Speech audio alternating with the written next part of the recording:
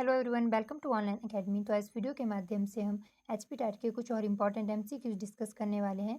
इसमें हमारा first question रहेगा, who was the author of Tabaqate Nasiri, a famous source of early Delhi sultanate history.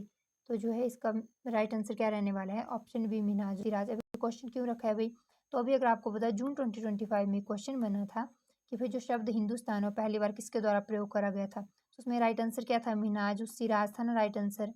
तो जो उसने हिंदुस्तान जो शब्द था उसका प्रयोग करा था ना, वो किस बुक में एक्चुअली में हमें जो है इन्फॉर्मेशन मिलती है और कहाँ से मिलती है इन्फॉर्मेशन कि उसने लिखा था या उसने मतलब कहा था इस शब्द का प्रयोग करा था। तो तबाकते नशीरी में देखने को मिलता है कि वहाँ पे हिंदुस्तान जो है शब्द का प्रयोग करते हुए हमें दिखेगा, मिनाज उस्तिराज। तो इस बार अगर ऐसा पूछा था किसके द्वारा जो है हिंदुस्तान बोला गया था या शब्द का प्रयोग करा गया था, तो हो सकता है नेक्स्ट टाइम क्वेश्चन बन जाए कि भाई कौन सी बुक में देखने को मिलता है ना। और जो तबाकते नसीरी है ऐसे भी क्वेश्चन बनता है कि भाई ये दिल्ली सल्तनत का जो सबसे पुराना ग्रंथ है, यानी कि सबसे पुरानी बुक मानी जाती है जो इन्फॉर्मेशन देती है हमें दिल्ली सल्तनत के बारे में। और एक और चीज़ ध्यान रखना, मिनाजुस सिराज जो इल्तुतमिश का जो है कॉन्टेम्प्रेरी था, इनकी जो है समकालीन। तो जो इल्तुतमिश है उसके कोर्ट में देखने को मिलता है मिनाजुस सिराज जो एक स्कॉलर था, है ना, उसके कोर्ट में, और जो है पर्शियन स्कॉलर था। तो ये बुक जो आपको पर्शियन में जो है दिखेगी लिखी हुई। तो ये चीज़ ध्यान में रख लेना, इतनी इन्फॉर्मेशन इससे जो है। देखते हैं नेक्स्ट क्वेश्चन। नेक्स्ट क्वेश्चन रहने वाला है, सती वॉज प्रोहिबिटेड बाई, यानी कि सती प्रथा पर प्रतिबंध किसने लगाया था? तो इसका राइट आंसर रहने वाला है ऑप्शन बी, यानी कि लॉर्ड विलियम बेंटिक के द्वारा। तो सती में जो है एक क्वेश्चन ऐसे भी बनता है कि सती में जो ऐसा कौन सा इंडियन जिसका बहुत इंपॉर्टेंट रोल माना जाता है, तो जो है हमारे पास विलियम बेंटिक के साथ जो है देखने को मिलता है राजा राम मोहन रॉय। तो उनका जो है बहुत बड़ा रोल माना जाता है ना। और अगर पूछे गवर्नर कौन था उस टाइम, तो जो लॉर्ड विलियम बेंटिक था। तो ध्यान रखना, क्वेश्चन बनते हैं। और कभी-कभी डायरेक्ट ऐसे बनते हैं कौन सा इंडियन था जिसने जो है इनकी बहुत बड़ा रोल प्ले करा था सती सिस्टम को जो है प्रोहिबिट करने में। और ये कब प्रोहिबिट हुआ था, तो देखने को मिलेगा आपको कि भाई 1829 में इसका प्रोहिबिशन देखने को मिलता है। ये बंगाल से थे, तो मेनली जो है 1829 में बंगाल में देखने को मिलता है। बाकी जो एरिया थे जो बंगाल के अंडर आते थे, वो जो है उसमें देखने को मिलता है कि 1830 के अराउंड देखने को मिलता है, वहाँ पे प्रोहिबिट होता है सती सिस्टम। तो ये चीज़ आपको ध्यान में रख लेनी है। यहाँ से क्वेश्चन कैसे भी बन सकता है। देखते हैं नेक्स्ट क्वेश्चन, और डेट भी याद रख लेनी है कि भी कब जो है इसका प्रोहिबिशन देखने को मिलता है। नेक्स्ट क्वेश्चन देखिए, हु बिल्ट द अदाई दिन का झोंपड़ा और कुव्वतुल इस्लाम। तो जो है इसमें राइट आंसर रहने वाला है कुतुबुद्दीन ऐबक। अब तक हमने कुतुबुद्दीन ऐबक के बारे में पढ़ा था भाई कि कुतुब मीनार की कंस्ट्रक्शन शुरू करी थी, है ना। और किसको डेडिकेटेड है, तो है हमारे पास कुतुबुद्दीन बख्तियार काकी को जो है डेडिकेटेड है। जो कुतुब मीनार है उसको कंप्लीट इल्तुतमिश करवाता है, लेकिन जो है अढ़ाई दिन का झोंपड़ा और जो कुव्वतुल इस्लाम माना जाता है कि भाई कुतुबुद्दीन ऐबक के टाइम, यानी कि इसी के द्वारा जो है बनवाई गई थी। तो ध्यान में रख लेना, इसको अढ़ाई दिन का झोंपड़ा इसीलिए बोला जाता है क्योंकि ये जो 2.5 दिन में तैयार करी गई थी, ऐसा माना जाता है। और जो है कुव्वतुल इस्लाम का भी ध्यान में रखना है। और जो इसके बाद आप हमने देख लिया कि कुतुब मीनार जो है कंस्ट्रक्शन इसके द्वारा शुरू करी जाती है, कंप्लीट इल्तुतमिश के द्वारा करी जाती है। किसको डेडिकेटेड है भी देख लिया हमने, है ना, कि कुतुबुद्दीन बख्तियार काकी को। क्योंकि उसके दोनों जो क्या होते हैं, पीर होते हैं, चाहे कुतुबुद्दीन ऐबक की बात कर लें या फिर इल्तुतमिश की बात कर लें, दोनों क्या होते हैं उसके जिसे हम कहते हैं पीर, यानी कि स्टूडेंट होते हैं। तो पीर नहीं, सॉरी, मुरीद होते हैं बेसिकली। पीर तो गुरु होता है, पीर होता है गुरु। और अगर बात करें मुरीद थे एक्चुअली में, तो ये मैं क्यों पीर और मुरीद का जो है प्रयोग कर रही हूँ यहाँ पे, तो ये ना ये जो है स्टूडेंट होते हैं मुरीद। तो इसका प्रयोग यहाँ पे इसीलिए कर रही हूँ क्योंकि भाई क्वेश्चन डायरेक्ट बना था कि जो है पीर का मतलब क्या होता है, मुरीद का मतलब क्या होता है। हालांकि जो है टेट में नहीं बना था, टीजीटी में बना था, लेकिन फिर भी क्या पता इसमें भी बन जाए, है ना। तो आपको पता होना चाहिए, बहुत बेसिक सी चीज़ है कि ठीक है भाई पीर गुरु होता है और मुरीद जो है स्टूडेंट होता है। तो ध्यान रख लेना, यहाँ पे थोड़ा गलत हो गया था। तो देखते हैं नेक्स्ट क्वेश्चन। नेक्स्ट क्वेश्चन रहने वाला है, विच चाइनीज ट्रैवलर जो है हमारे पास is also called prince of pilgrimage. तो कौन सा ऐसा भी चाइनीज ट्रैवलर जिसको प्रिंस ऑफ पिलग्रिमेज कहा जाता है? सबको पता है भाई हुइनसांग को जो है प्रिंस ऑफ पिलग्रिमेज कहा जाता है। और किसके टाइम पे आता है, ऐसे भी क्वेश्चन बनता है। तो ये आता है हमारे पास हर्षवर्धना के टाइम पे, तो ध्यान में रख लेना। और आपको पता है भाई एचपी में भी जो है कुछ टाइम तक देखने को मिलता है कि एचपी में भी रहेगा। तो सारी चीज़ें आप जब एचपी की हिस्ट्री पढ़ते हो तब आप पढ़ने को, जब इसको जो है इसके बारे में पढ़ते हो कि भाई कुल्लू में रुकता है ना कुछ टाइम, तो और लाहौल स्पीति को भी जो है विजिट करते हुए दिखता है, यानी वहाँ भी ट्रैवल करेगा। तो हर्षवर्धना के टाइम पे आया था, तो ध्यान रख लेना है, इंसान हर्षवर्धना के टाइम पे आया था। और इसके द्वारा एक इंपॉर्टेंट बुक लिखी गई थी जिसका नाम है सी यू की। तो डायरेक्ट क्वेश्चन बनता है कि सी यू की जो है किसके द्वारा लिखी गई है, तो हुइनसांग के द्वारा लिखी गई है। और पूछा था कि हर्षवर्धना के टाइम पे कौन आया था, तो हुइनसांग आया था। या फिर हुइंत्सांग किसके टाइम पे आया था? तो हर्षवर्धन के टाइम पे।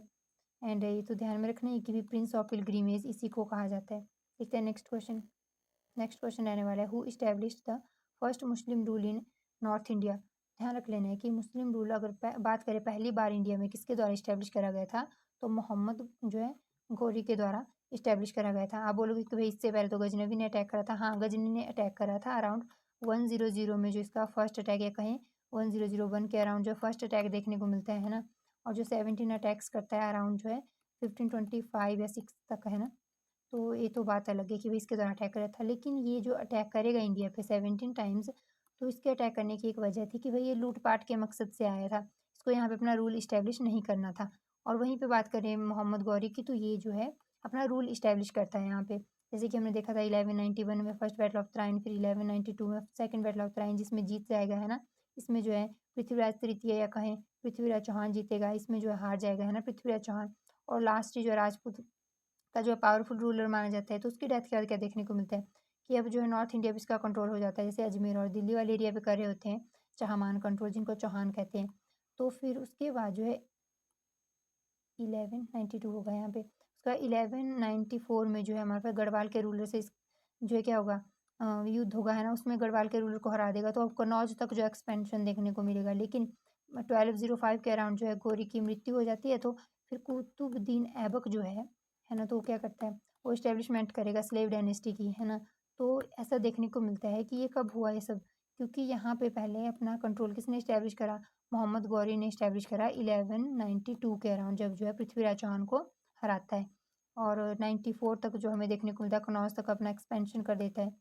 तो ये चीज़ आपको ध्यान में रखनी है कि मोहम्मद गौरी को माना जाता है कि पहली बार नॉर्थ इंडिया में अगर मुस्लिम रूल देखने को मिलता है तो इसी के टाइम पे इसी के द्वारा इस्टेब्लिशमेंट देखने को मिलती है। तो कुछ एक चीज़ें जो आपको आइडिया होनी चाहिए, बहुत बेसिक है और जो है डायरेक्ट जो है एनसीईआरटीज़ में देखने को मिलती है। नेक्स्ट क्वेश्चन की बात करें। नेक्स्ट क्वेश्चन रहने वाला है, go back to Veda, this call was given by, यानी कि वेदों की तरफ लौटो का नारा किसने दिया था? तो किसने दिया? सबको पता है भाई, स्वामी दयानंद सरस्वती के द्वारा नारा दिया जाता है ना। तो ध्यान में रख लेना है। ठीक है, नेक्स्ट क्वेश्चन। तो नेक्स्ट क्वेश्चन रहने वाला है, who was the Greek ambassador send by Seleucus to the court of Chandragupta Maurya. तो सबको पता है कि अलेक्जेंडर जब जो है हमने देखा था कि 326 बीसी में पोरस से जीतता है एक बैटल, है ना। हाइडस पीस की बैटल हमने देखा था। तो उसके बाद क्या होता है, पोरस को एरिया वापस कर देता है, लेकिन फिर आगे धनानंद खड़ा होता है। धनानंद से जो है वो कहा जाता है कि इसकी आर्मी की वजह से डरे होते हैं, इसके जो है अलेक्जेंडर की आर्मी, क्योंकि इसकी आर्मी बहुत बड़ी थी धनानंद की, तो इसीलिए वापस हो जाते हैं। और सेकंड रीजन माना जाता है कि भाई इतने थक गई होती है इसकी आर्मी की, ब्यास क्रॉस नहीं कर पाते। तो ये अलग अलग मत है, जैसे कि हमने इतनी बार डिस्कस कर लिया है।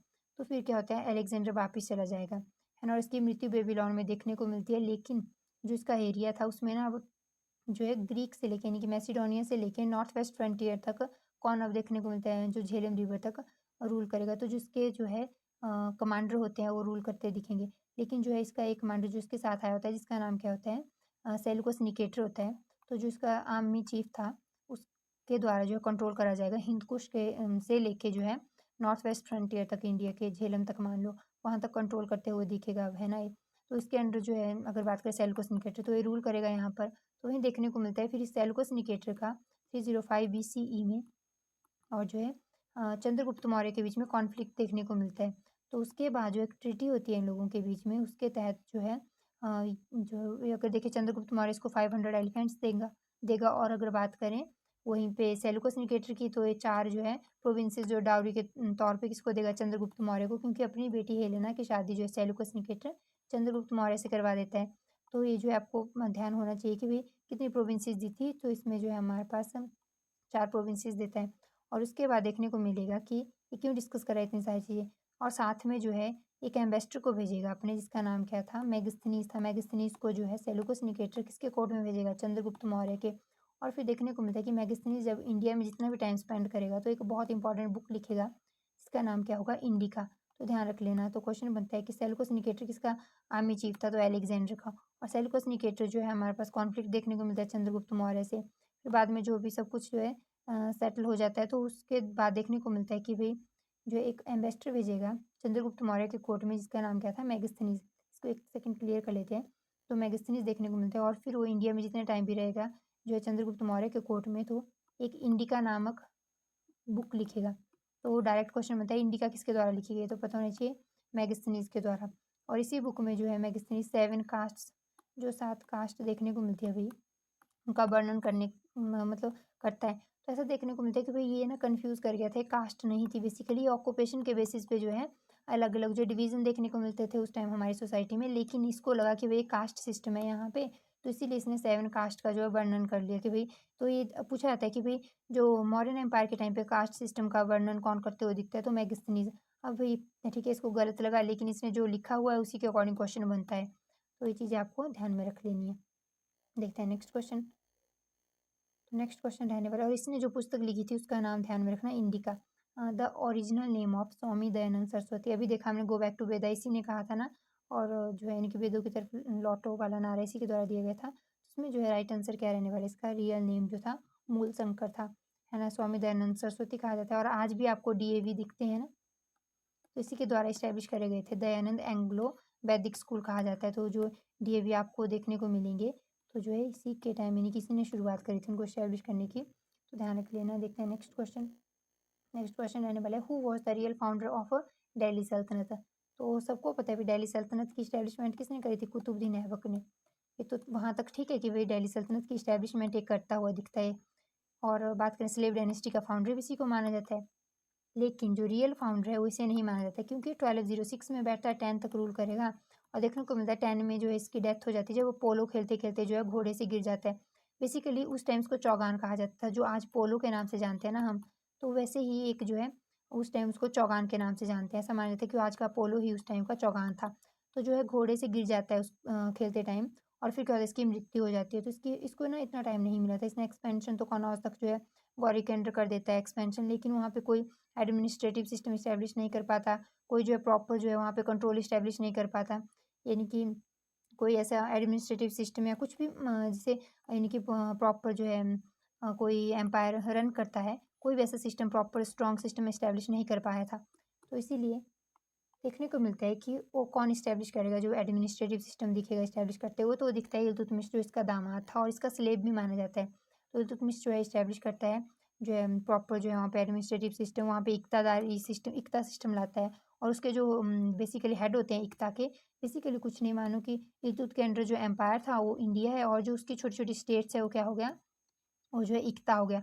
और वहाँ पे जो फिर कोई रूल कर रहा है, जैसे कि आज भी हेड कौन माना जाता है, गवर्नर माना जाता है ना, मतलब किसी भी स्टेट का सबसे टॉप पे कौन आता है, तो कौन आता है वो दिखता है आपको, गवर्नर आता है। तो ऐसा देख लो कि आज का जो गवर्नर हो गया, वो कहाँ उसका हेड देखने को मिलता है हर एक इक्ता पे, तो वो हेड कौन था वहाँ का, यानी कि गवर्नर कौन था, तो उसको इक्तादार कहते थे। इक्ता पे जो रूल करता था इक्तादार होता था, और जो 3-4 इक्ताओं पे रूल करता था उसको मुक्ति कहते थे। तो ध्यान में रख लेना कि ठीक है, इल्तुतमिश के द्वारा ही ये शुरू करा गया, यानी कि अपने एम्पायर को इक्ता में डिवाइड करा गया, और इनकी छोटी-छोटी प्रोविंसेस मान लो या छोटी स्टेट्स मान लो, जैसे आज देखने को मिलती है। और उसके बाद आपको देखने को मिलेगा भी कि इक़्तिदारी सिस्टम में इंट्रोड्यूस करेगा। चालीसा जो है हमारे पास, तुर्कानी चाहलगानी जिसको हम कहते हैं, वो भी इसके द्वारा जो इंट्रोड्यूस करी जाती है। माना जाता है कि भई जो चालीसा थी, एक ग्रुप ऑफ 40 पीपल थे, है ना? और 40 जो टर्क्स का जो ग्रुप देखने को मिलता है, ऐसा माना जाता है कि इसीलिए इसको चालीसा कहते हैं, और कुछ जो इतिहासकार हैं वो मानते हैं कि भई इसीलिए इसको नहीं माना जाता, है ना? इसका चालीसा नाम था, लेकिन इसका मतलब कुछ और था। 40 लोग थे, इस वजह से नहीं इसको चालीसा कहा जाता। तो ख़ैर वो तो हिस्टोरियंस का काम है ना? हम तो जो है, जो हमें देखने को मिलता है कि इसको कहीं-कहीं जो है ग्रुप ऑफ 40 भी माना जाता है, इनकी ग्रुप ऑफ 40 भी माना जाता है, और तुर्कानी चाहलगानी भी और चालीसा भी कहा जाता है। तो हर तरह से आपको पता होना चाहिए इसके नाम। इक्ता सिस्टम जो किसके द्वारा इंट्रोड्यूस करा गया था, इल्तुतमिश के द्वारा। रियल फाउंडर भी किसको माना जाता है, इल्तुतमिश को। ठीक है, तो ये सारी चीज़ें आपको ध्यान में रख लेनी है, बहुत इंपॉर्टेंट चीज़ें हैं। देखते हैं नेक्स्ट क्वेश्चन। नेक्स्ट क्वेश्चन रहने वाला है, हु इस्टेब्लिश्ड अ दारुल सिफा। तो जो दारुल सिफा है, वैसे यहाँ देखने को मिला कि क्या था, अस्पताल, इसको कहते हैं अस्पताल था, है ना, तो हॉस्पिटल था। तो देखने को मिलेगा भाई ये किसके द्वारा इस्टेब्लिश करे जाते हैं, फिरोज शाह तुगलक के द्वारा। आपको पता है भाई कि पहले कौन आएंगे, स्लेव आएंगे, है ना, फिर जिनको मामलुक डायनेस्टी कहते हैं, दिल्ली सल्तनत में जो पहली डायनेस्टी बैठी थी। सेकंड की बात करें, खिलजी बैठते हैं, फिर उसके बाद तुगलक, है ना। तो सैयद, और सैयद के बाद बात करें तो कौन आते हैं, जिनको हम लोधी कहते हैं। तो ये जो तुगलक थे, इन्हीं में देखने को मिलता है। पहले गयासुद्दीन तुगलक बैठता है, उसके बाद जो है मोहम्मद बिन तुगलक, फिर फिरोज शाह तुगलक बैठेगा, है ना, एफएसटी बैठेगा यहाँ पे, एमबीटी बैठता है, और यहाँ पे जीटी, है ना, गयासुद्दीन तुगलक।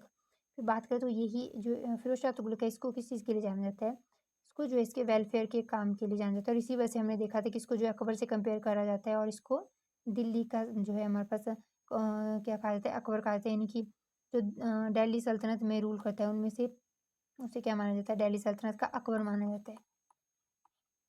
तो ये तो हमने डिस्कस कर लिया पहले भी, तो इसीलिए आपको ध्यान में रखना है भई किसके वेलफेयर के काम के मतलब जो वेलफेयर का काम करा था इसने जितना भी, उस वजह से इसको अकबर माना जाता है, तो हमने देखा है। तो इसके द्वारा जो काम करे थे उनमें जो है बहुत सारे जो है हमारे पास गार्डन्स जो है इसके द्वारा इस्टैब्लिश करी जाती है, बहुत सारे हॉस्पिटल्स इस्टैब्लिश करे जाते हैं, मदरसा वगैरह इस्टैब्लिश करेगा और जो है दारुल शिफ़ा हॉस्पिटल्स जैसे हमने कहा कि उनको इस्टैब्लिश करते हुए दिखेगा। फिर आपको जो है और भी बहुत सारे डिपार्टमेंट जो है पेंशन डिपार्टमेंट, दीवान-ए खैरात करके एक डिपार्टमेंट इस्टैब्लिश करेगा बेसिकली और जो दीवान खैरात था वो ना जो थे गरीब मुस्लिम जो लड़कियां थी या कोई ऑर्फन लड़कियां थी है ना, तो उनके लिए क्या करा गया था इस्टेब्लिश करा गया था वो ताकि उनकी शादी का खर्च जो है वहीं से जो है यानी कि करा जाए। दारुल शिफा सॉरी जो दीवान खैरात था तो उस डिपार्टमेंट के द्वारा जो है खर्च करा जाता था उन लड़कियों के लिए। तो कुछ एक चीज़ जो आपको आइडिया होनी चाहिए।